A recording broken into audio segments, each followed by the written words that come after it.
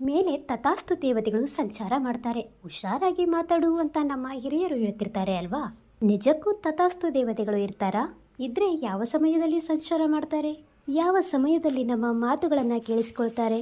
ಪುರಾಣಗಳ ಪ್ರಕಾರ ಸೂರ್ಯದೇವನ ಪತ್ನಿ ಸನ್ಯಾ ಪತಿ ಸೂರ್ಯನ ಶಾಖ ತಡೆಯದೆ ಕುದುರೆ ರೂಪದಲ್ಲಿ ಬದಲಾಗಿ ದೂರಕ್ಕೆ ಓಡಿ ಹೋಗ್ತಾಳೆ. ಬಳಿಕ ಸೂರ್ಯನೂ ಕೂಡ ಕುದುರೆ ರೂಪಕ್ಕೆ ಬದಲಾಗಿ ಆಕೆಯ ಹಿಂದೆಯೇ ಹೋಗ್ತಾನೆ. ಅವರಿಬ್ಬರ ಸಮ್ಮಿಲನದಿಂದ ಅಶ್ವಿನಿ ಕುಮಾರರು ಜನಿಸ್ತಾರೆ. ಕುದುರೆಯನ್ನ ಅಶ್ವಿನಿ ಅಂತಾರೆ, ಹೀಗಾಗಿ ಅವರನ್ನ ಅಶ್ವಿನಿ ಕುಮಾರರು ಅಂತಾರೆ. ಅಂದಾಗೆ ಇವರು ದೇವತೆಗಳ ವೈದ್ಯರು. ಅಶ್ವಿನಿ ದೇವತೆಗಳು ಸಂಜೆ ಸಮಯದಲ್ಲಿ ಪೂರ್ವದಿಂದ ಪಶ್ಚಿಮಕ್ಕೆ ವೇಗವಾಗಿ ಪ್ರಯಾಣಿಸ್ತಿರ್ತಾರೆ. ಮಾರ್ಗ ಮಧ್ಯೆ ಏನೇ ಕೇಳಿಸಿದ್ರು ತಥಾಸ್ತು ಎಂದು ಬಿಡ್ತಾರೆ. ಹೀಗಾಗಿ ಹಿರಿಯರು ಒಳ್ಳೆಯ ಮಾತುಗಳನ್ನು ಮಾತ್ರ ಮಾತಾಡಿ ಅಂತಾರೆ. ಸೈಂಟಿಫಿಕ್ ಆಗಿ ಹೇಳೋದಾದರೆ ಲಾ ಆಫ್ ಅಟ್ರಾಕ್ಷನ್ ಕಾನ್ಸೆಪ್ಟ್ ಇದೆ.